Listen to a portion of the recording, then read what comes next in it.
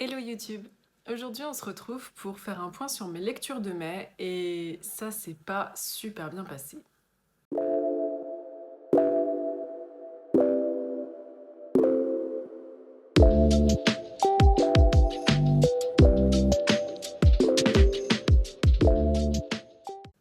Je vais commencer par une trilogie, enfin c'est pas vraiment une trilogie, c'est un triptyque qui a eu un peu de succès sur les réseaux, qui s'inscrit un peu dans le nature writing et le féminisme et du coup bah, forcément comme c'est des choses qui m'intéressent, il y a beaucoup de comptes que je suivais qui en ont parlé et du coup quand j'ai eu l'occasion d'acheter les bouquins d'occasion sur Vinted, je me suis dit let's go.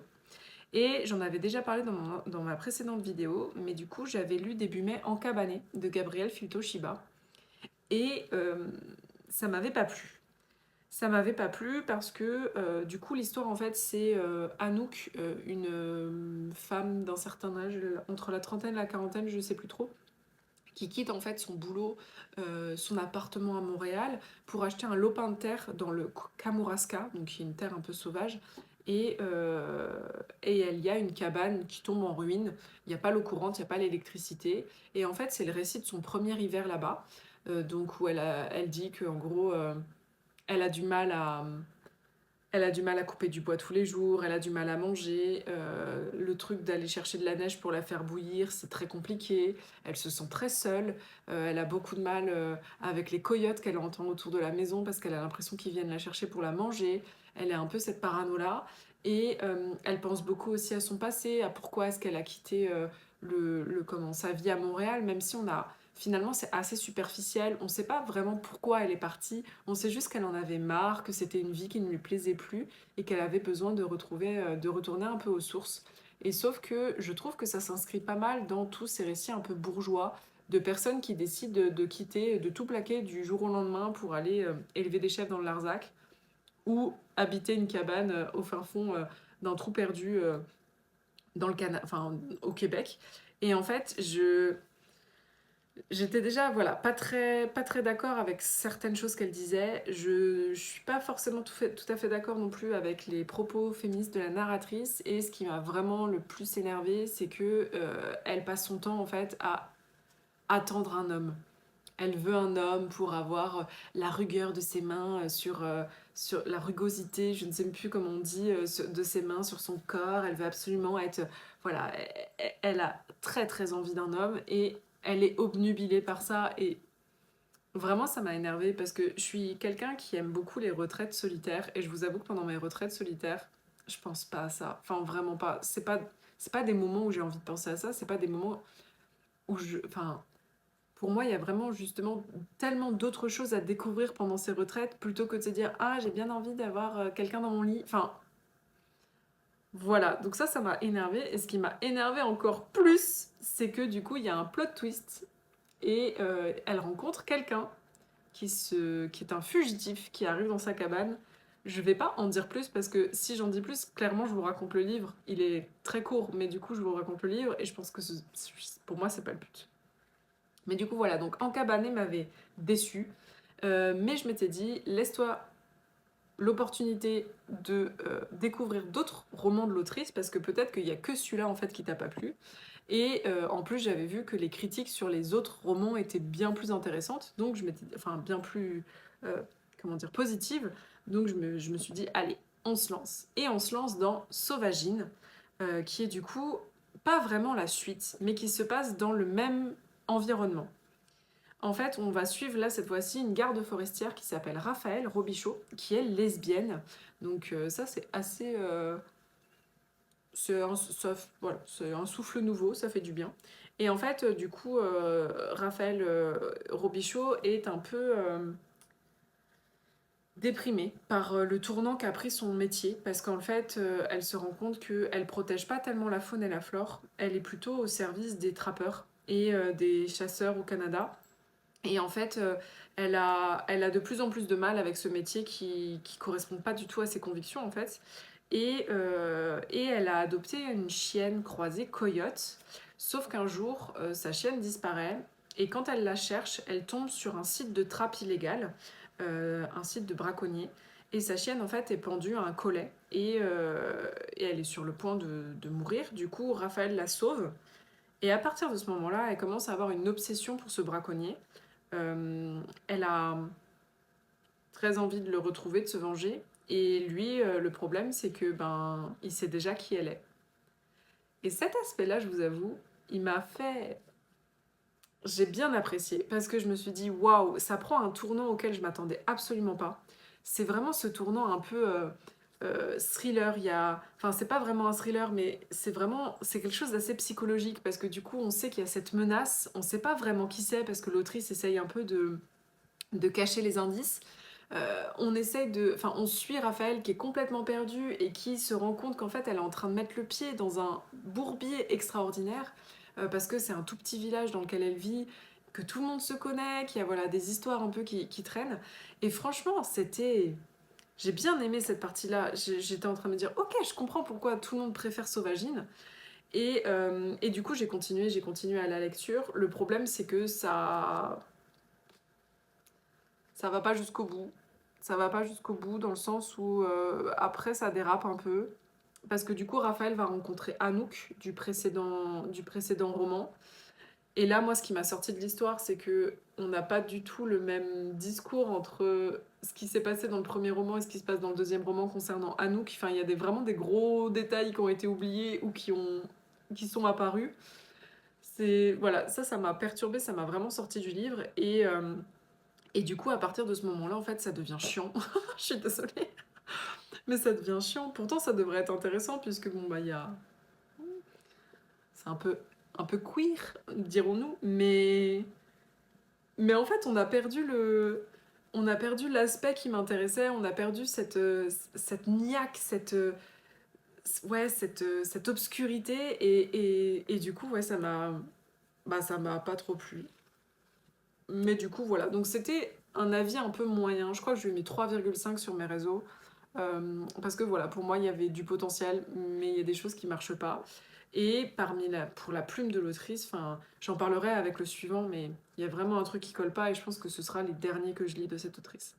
Et du coup, donc on enchaîne avec Bivouac. Et Bivouac, c'est du coup le dernier, et lui, il a des critiques dithyrambiques sur les réseaux, notamment sur Goodreads. Tout le monde dit que c'est le meilleur des trois. Donc je m'étais dit, ok, peut-être que Sauvagine était vraiment quelque chose qui me plaisait. Peut-être que là, on va aller encore plus loin.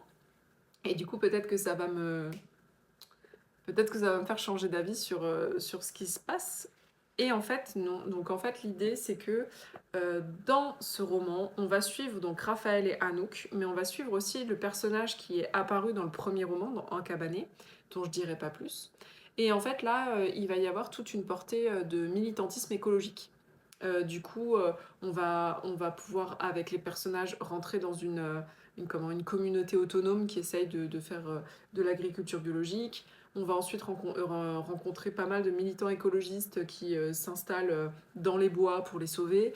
Enfin voilà, donc ça c'était assez intéressant, même si j'avoue que j'ai l'impression que l'autrice, alors je sais pas si elle le faisait exprès, mais en tout cas les personnages avaient des biais cognitifs assez importants. Ils ont été adressés à quelques reprises, mais sans plus. Il y avait beaucoup de moments aussi où elle déblatérait en fait des trucs qui étaient pas très intéressants. Ça faisait un peu comme du lore dumping, sauf que c'était pas. Bah, c'en est pas. Mais c'était. J'ai pas trop aimé cette partie-là. J'ai pas trop aimé non plus le trip de on est des espions 007.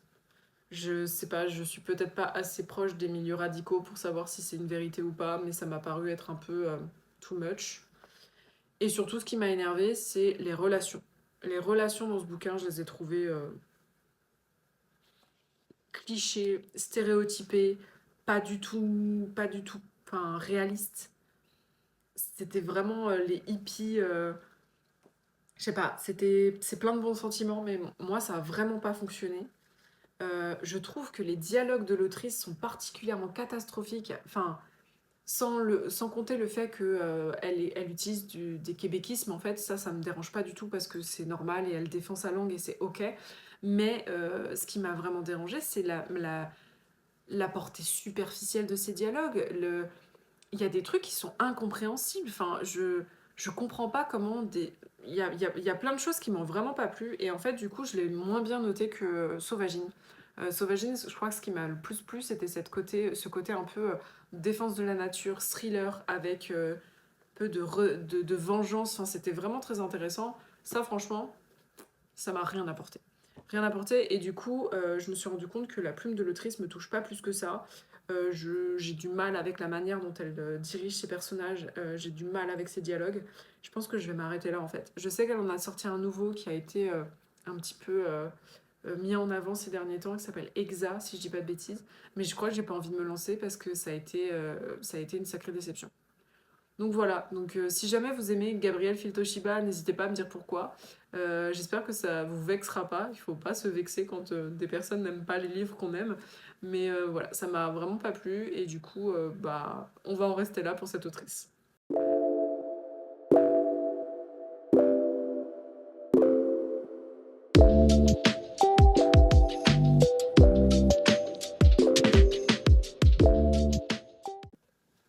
Ensuite, j'ai pas la version physique, mais je vais vous mettre la couverture juste là. On va parler de The Hurricane Wars de Thea Gwanzon. C'est une romantaisie.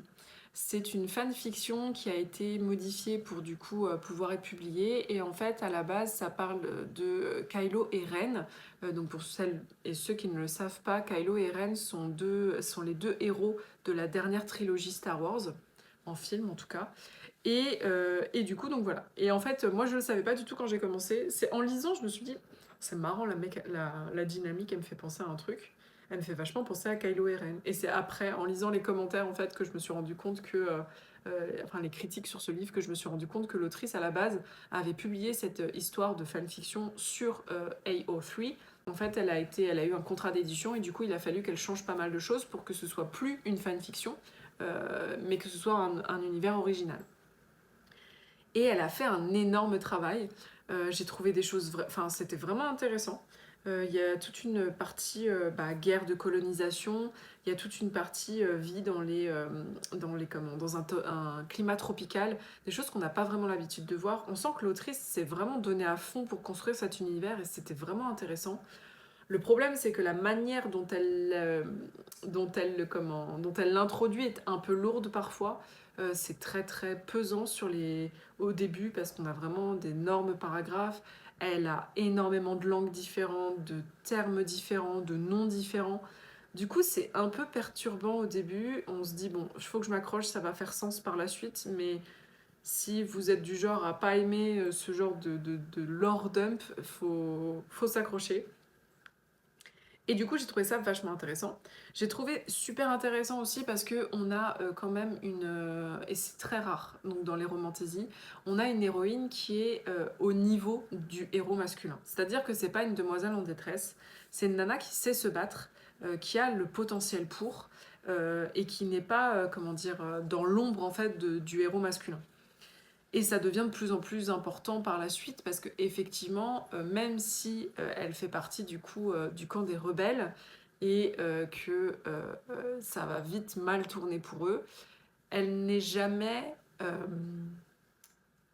elle n'est jamais sans ressources. Elle arrive à se dépatouiller, elle arrive à se positionner sur des trucs qui sont assez intéressants. Et c'est drôle parce que l'autrice utilise vraiment beaucoup de tropes différents. Donc il y a la trope de l'élu, il y a la trope du comment. Alors je vais pas en parler parce que ça va vous spoiler, mais il y a plusieurs tropes différentes. Et j'ai trouvé ça super intéressant. Je trouve que c'est un des meilleurs Enemies to Lovers que j'ai lu aussi. Il y a vraiment. Alors j'ai encore un petit souci avec le fait que la première fois qu'ils se battent, l'un et l'autre trouvent l'autre canon. Enfin ça m'énerve. Pour moi, c'est quelque chose qui est pas possible. Enfin, si je hais quelqu'un, je vais même s'il est ultra beau ou ultra belle, enfin, je vais essayer de trouver des défauts. Je sais pas si vous voyez ce que je veux dire. Parce que pour moi, l'intérieur match l'extérieur et inversement. Donc si quelqu'un est magnifique mais qu'il est pourri à l'intérieur, je vais lui trouver des défauts. Et je vais pas réussir à être ah ok, il est super mignon ou elle est super mignonne. Ça marche pas. Donc ça, c'est l'aspect qui m'énerve le plus dans les Enemies to Lovers. Mais à part ça, j'ai trouvé que c'était vraiment très bien fait. J'ai trouvé que l'autrice maîtrisait très bien sa manière de faire. Mais, mais, mais, le problème, c'est que le héros masculin fait partie de l'empire colonisateur Et l'héroïne féminine fait partie des rebelles qui se sont fait coloniser en fait. Et du coup, c'est ce qu'on appelle a colonizer romance. Et j'ai du mal avec ça. J'ai du mal avec ça parce que c'est pareil dans un... Je me vois... après peut-être que je prends ça trop à cœur, mais moi je me verrais jamais tomber pour mon oppresseur. Ça me semble compliqué. Après, je dois avouer que l'autrice a fait un très bon boulot dans ce sens où c'est jamais mis sous le tapis. C'est pas en mode ah ouais, il a tué toute ma famille, mais tant pis, je vais le ken quand même. Non, c'est quelque chose qui est tout le temps, tout le temps, tout le temps dans la tête de l'héroïne. Elle est tout le temps en train d'y penser. Même quand elle se laisse amadouer, ce genre de choses, ça lui revient comme une claque en pleine figure. J'ai trouvé ça vraiment très bien fait. Et du coup, ça m'a donné envie de lire la suite. Parce que c'est quelque chose que, je sais pas, c'était rafraîchissant sur plein d'aspects. Et je me suis dit, ok, allons voir ce que ça donne par la suite. Je me doute qu'en plus, il y a plein de choses que j'ai un peu identifiées pendant ma lecture. Et du coup, je me doute qu'on est sur quelque chose à plusieurs couches. Du coup, je me suis lancée dans la suite. Et là, donc ça s'appelle A Monsoon Rising, si je dis pas de bêtises, je vous mettrai de toute façon la couverture. Et alors là, c'est le drame. Je me suis arrêtée à combien? Attendez, je vais regarder. Je me suis arrêtée à 61%, parce que dans les 61% de ce bouquin, donc ce deuxième tome, et je vais pas vous mentir, on a que du smut. Donc c'est-à-dire qu'on a que des scènes de sexe, on a que ça. Enfin, s'il y a autre chose, moi je m'en souviens pas, parce qu'il y a vraiment, pour moi, il y a eu que ça en fait. On a oublié l'intrigue politique. On a oublié, il y a 2-3 trucs où on essaie de nous faire penser que, mais le reste du temps, ils passent leur temps à se courir après, à se dire ah non, il faut pas que je fasse ça, et à tomber dans les bras de l'un de l'autre. Il y a que ça. Et franchement, ça m'a énervée en fait. Ça m'a énervée parce que je trouvais que la force du premier tome, c'était justement de réussir à avoir une intrigue politique très complexe, mais qui avait sa place. À avoir des questionnements, l'héroïne, elle est dans un milieu qu'elle connaît pas du tout, elle doit s'adapter, et en même temps, elle doit s'adapter au fait que il va falloir qu'elle fraternise avec l'ennemi. Il y a pas mal de choses qui sont super intéressantes dans le premier tome, et c'est pas du tout présent dans le deuxième tome. En tout cas, dans les 60 premiers pourcents, c'est pas présent. C'est au pire une anecdote, et au mieux une anecdote. Et en fait, ça m'a... Allez, du coup, donc j'ai posé le livre, et je suis pas sûre que je le reprendrai. Je pense que je vais même m'arrêter là. C'est un abandon pour moi parce que voilà, j'ai été déçue. Peut-être que ça remontera, peut-être que le dernier tome est génial, mais je le saurai jamais puisque moi je m'arrête ici pour cette histoire.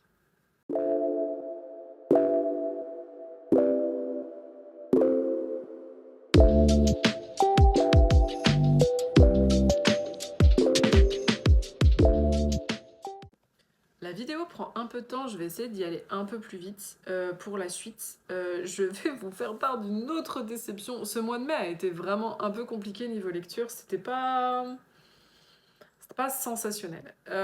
Et du coup, donc, ma déception, c'est Que le diable m'emporte de Mary MacLane. Sur ma vidéo, pendant ma vidéo sur ma palle, je vous avais dit que ça m'intéressait vachement parce que c'est un livre qui a été à l'origine, en tout cas, c'est quelque chose qui est central dans un roman que j'ai beaucoup aimé qui s'appelle Plain Bad Earrings de Emily M. Danforth. Je vais vous remettre la couverture. Et en fait, j'ai vraiment bien aimé le roman.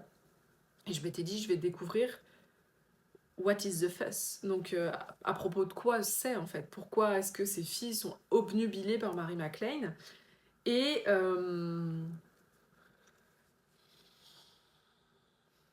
alors, c'est de l'autobiographie. Je sais qu'elle a été à l'origine d'un courant littéraire aux États-Unis. Donc, elle est précurseuse? Voilà, c'est une pionnière. Ça, je lui enlève pas. Je n'enlève pas le fait que c'est vachement intéressant de lire le point de vue d'une meuf lesbienne du début du 19e, début du 20e, pardon, je crois que c'est ça, hein. J'ai l'impression que c'est ça. Et même si elle se dit jamais lesbienne, mais en fait elle parle de son attirance pour une femme, ça c'est vrai que c'est assez révolutionnaire pour l'époque. Ce que j'ai retenu, c'est que, enfin, ce que m'a dit la préface, ce qui est révolutionnaire aussi, c'est qu'elle s'adresse au diable. Et du coup, c'est considéré comme du blasphème, et du coup, c'était quelque chose de très révolutionnaire. Après, on va pas se mentir, je me suis ennuyée. Parce que la nana est très seule. Du coup, il y a eu quelques entrées de son journal qui m'ont touchée en plein cœur parce que j'étais en mode, ok, ça j'aurais pu l'écrire. La nana est très seule, elle se sent incomprise dans sa famille, elle se voit pas d'avenir, elle veut absolument que ça se termine en fait. C'est pour ça qu'elle appelle le diable. Elle est dans une mélancolie, même une dépression, je pense. Donc ça, c'était un aspect qui était émouvant et touchant. Mais par contre, le reste du temps, elle arrête pas de dire moi, je suis un génie, je suis un génie, je suis incomprise. C'est parce que je suis un génie que. Enfin, tout le monde qui m'entoure est de la merde. Et je suis un génie, je suis un génie. Ouais, alors moi, je crois pas les gens qui me disent que je suis un génie tant qu'ils sont. Ils m'ont pas prouvé qu'ils en étaient un. Et j'avoue que j'ai un peu de mal avec ça. Je l'ai trouvée très pédante. Tant mieux, parce qu'il en faut aussi. On n'est pas censé être tout le temps des créatures humbles. Mais ça m'a pas rendu la lecture agréable pour autant. Et donc je comprends, c'est révolutionnaire, effectivement ça bouscule les codes, surtout à l'époque où ça a été écrit. Je comprends pourquoi ça a fait un carton, surtout sur les jeunes filles de l'époque, parce que ça devait être tellement libérateur de lire une nana qui parle, bah, elle parle de sexe aussi je pense, et, mais voilà, une nana qui se libère sur pas mal de sujets. Je pense que ça devait être vraiment très intéressant. Mais, moi la lecture en 2025, bon bah ça m'a pas plus que ça.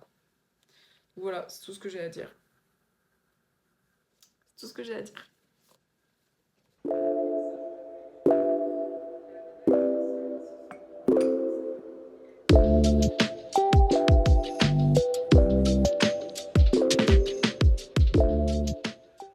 On va terminer sur une note un peu plus positive parce que celui-là je l'ai apprécié.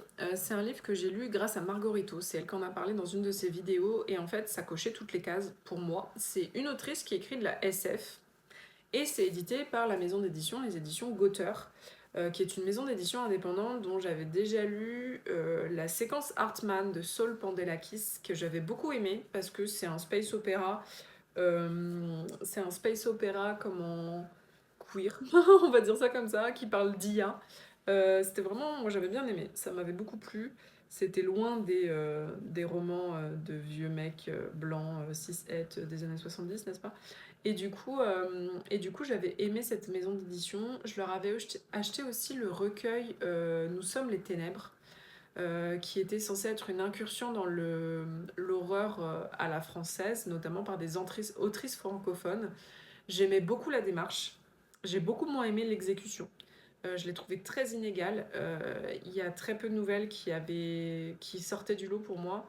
Et il y en avait même qui rendaient le livre, enfin le recueil complètement. Enfin, ça m'avait complètement gâché l'expérience. Mais je suis têtue et bornée, et du coup, j'ai pas dit mon dernier mot avec les éditions Gauteur. C'est la Louise du montage.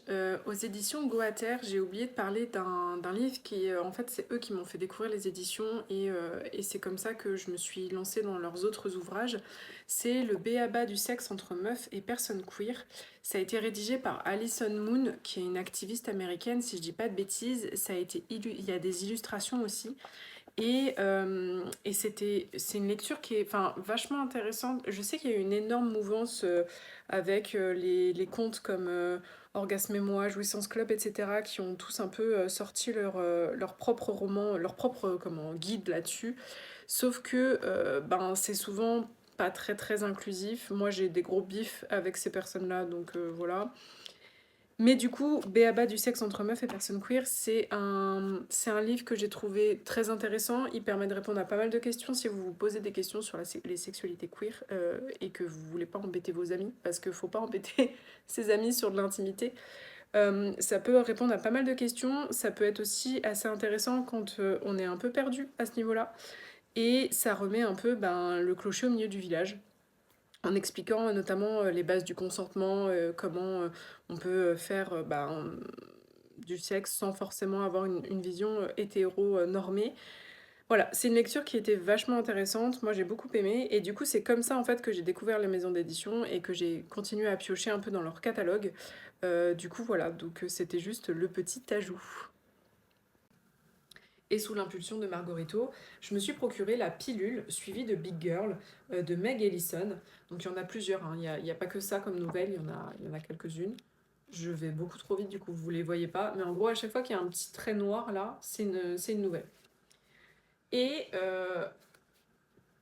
c'était vraiment bien, c'était vraiment très bien parce que, notamment par exemple la Big Girl, la pilule, pardon, qui est des premières nouvelles du recueil, parle d'un sujet que j'ai trouvé vachement intéressant, de la grossophobie en fait, et de comment on pourrait voir ça s'empirer dans les années à venir, avec les projets scientifiques et sociétaux, etc. Du coup, j'ai trouvé ça vachement intéressant. Il y a Big Girl qui était très intéressant aussi, un peu plus. Disons que le message est un peu plus caché dans Big Girl. Dans la pilule, c'est clair et net, vous l'avez en plein milieu du front, enfin c'est en néon rouge clignotant, on vous parle de grossophobie et des limites que ça peut avoir. Big Girl, c'est différent. C'est un peu différent, ça aborde pas mal de sujets, enfin c'est en sous-texte, mais c'était vraiment très cool. Et la plupart des autres nouvelles, en vrai, j'ai apprécié. Il y en a. Je pense qu'il y en a une ou deux qui étaient un peu en dessous du lot parce que pour moi c'est le jeu du recueil de nouvelles. On peut pas dire chacune est un banger en fait. Donc il y en a quelques-unes qui sont peut-être un peu en dessous du lot, mais la plupart proposaient des choses intéressantes. J'ai bien aimé et du coup l'autrice m'intéresse dans le sens où j'ai l'impression qu'elle sort un peu des sentiers battus. Elle propose une lecture vachement intéressante de la science-fiction et comme vous le savez maintenant, enfin vous le savez peut-être pas, mais du coup je vais vous le dire, c'est un genre que j'apprécie particulièrement, mais que quand il est subversif, quand il est un peu disruptif de ce qu'on a l'habitude de voir. Et du coup ça m'a vraiment beaucoup plu et je pense que je vais me lancer quand j'aurai fini ma palle, parce que ça finit pas, faut que je termine ma palle. Mais quand je l'aurai terminé, je pense que je donnerai une chance au roman de Meg Ellison qui est sorti pareil aux éditions Gauteur et qui s'appelle Le livre de la sage-femme sans nom, qui me donne vraiment très envie. C'est une brique pour le coup, c'est pas un petit roman comme ça. Mais je pense que l'univers de l'autrice m'intéresse et j'ai envie d'en découvrir un peu plus. Donc voilà, donc ça c'est cool, ça a mis un peu de baume au cœur dans ce mois de mai qui était pas ouf en termes de lecture. Pour le mois de juin, j'ai pas vraiment prévu de pal, j'ai pas vraiment prévu de pile à lire. J'ai commencé. Il est où? Il est là. J'ai commencé des paillettes sur le compost de Myriam Barafou. Pour l'instant, j'ai lu même pas une centaine de pages, donc on va pas trop s'avancer. C'est intéressant, c'est pas ce à quoi je m'attendais, donc j'attends de le finir avant de me faire un avis. Et après, alors il me semble que je participe à un challenge de lecture, je crois, et il faut que je lise. Il faut que je lise la balade du serpent de l'oiseau. Attendez, la balade de l'oiseau et du serpent moqueur? Non. La balade du serpent et de l'oiseau chanteur de Suzanne Collins, qui est du coup le. Alors, c'est pas vraiment le quatrième tome, puisque c'est un préquel à Hunger Games. C'est, je crois, sur la jeunesse du président Snow. Je suis pas sûre. J'avais prévu de lire ça, et j'avais prévu de lire aussi Against White Feminism de Rafia Zakaria. Et du coup, donc ça, c'est les lectures que je suis censée faire en juin. Après, en général, je prévois des trucs et je les fais pas parce que mon cerveau fonctionne pas de cette manière. Donc on verra. Ce sera la surprise et vous aurez du coup la surprise fin juin ou avant si vous me suivez sur les réseaux, sur mes réseaux de lecture. Je pense que j'ai tout dit pour ce mois de mai. J'espère que le vôtre était intéressant en termes de lecture. J'espère que vous avez eu plus de chance que moi, parce que c'était pas génial de mon côté. Et je vais vous laisser là pour aujourd'hui. Je pense que la vidéo est pas mal longue. Je voulais faire un petit format, mais j'ai l'impression que ça va être difficile. Et du coup voilà, donc je vous souhaite une très bonne journée et n'hésitez pas à liker la vidéo si vous l'avez appréciée, à regarder la première si vous l'avez pas encore vue et puis on se dit peut-être à une prochaine. Salut!